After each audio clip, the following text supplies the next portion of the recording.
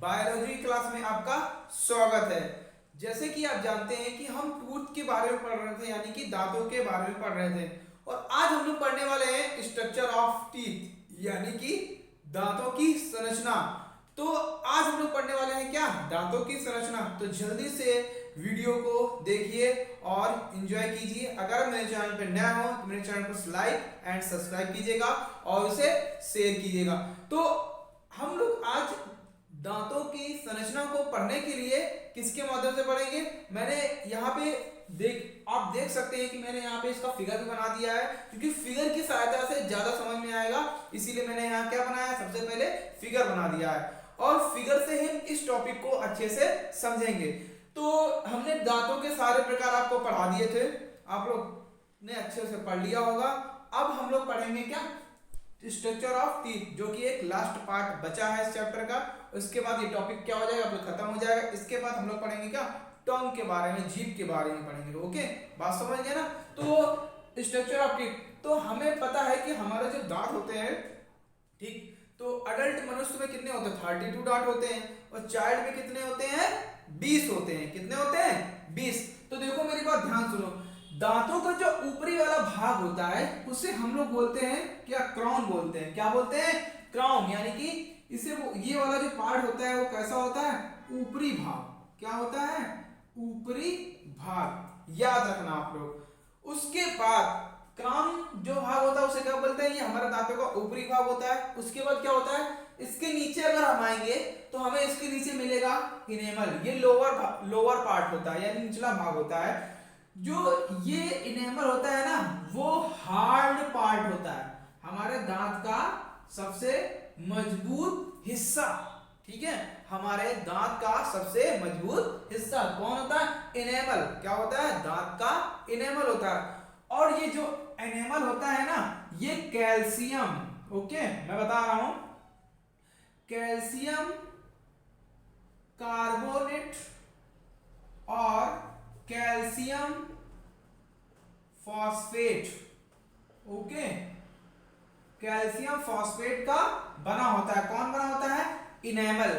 अब क्या आगे, अब इसका फॉर्मूला क्या होता है, तो कैल्शियम कार्बोनेट का फॉर्मूला क्या होता है, CaCO3, कैल्शियम को Ca से प्रदर्शित करते हैं, कार्बोनेट को CO3 से, और कैल्शियम फॉस्फेट CO3 का CaPO3 का होल ट्वाइस। ठीक है, तो ये इसका क्या होता है, फॉर्मूला होता है कैल्शियम PO4 होगा यहाँ पे। ओके, क्या हो जाएगा, CaPO4 का होल ट्वाइस, ये होता है क्या, कैल्शियम फॉस्फेट। बात समझ में आ गई ना। ठीक है, तो ये इसका फॉर्मूला हो गया। अब आगे क्या है, आगे अगर हम और नीचे आते हैं तो ये पार्ट जो होता है वो डेंटाइन का होता है। ठीक है, ये दांतों को क्या करता है, मसल्स को प्रोटेक्ट करने का वर्क करता है। किसका करेगा वर्क, मसल्स को प्रोटेक्ट करने का।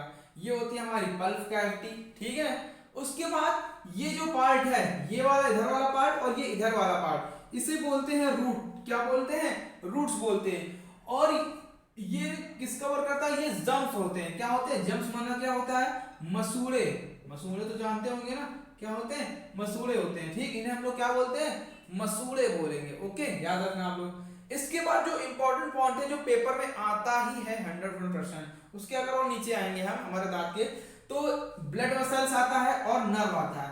तो ब्लड वेसल्स और नर्व होते क्या है, जैसे कि हम ब्रश करते हैं, मंजन करते हैं, दांतों में दांत कट जाते हैं ब्रश करते समय, ठीक है, या छिल जाते हैं, तो मसूड़ों से ब्लड आने लगता है। तो ये जो ब्लड वेसल्स होता है, ये हमें वर्क क्या है, जो भी हमारा दर्द होता है, और नर्व माना तो क्या होता है, तंत्रिका।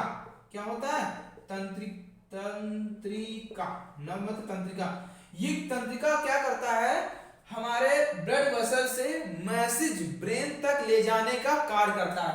देखो जैसे हमें दर्द होगा ना, तो ये मैसेज को कहां लेके जाएगा, ब्रेन तक, क्योंकि तभी तो हमें पता चलेगा कि हमें दर्द हो रहा है। तो कोई मैसेज अगर ब्रेन तक नहीं जाएगा, अगर नर्व नहीं काम वर्क करेगा, ठीक है, तो क्या ब्लड वेसल्स के मैसेज ब्रेन तक जा पाएंगे, नहीं जा पाएंगे।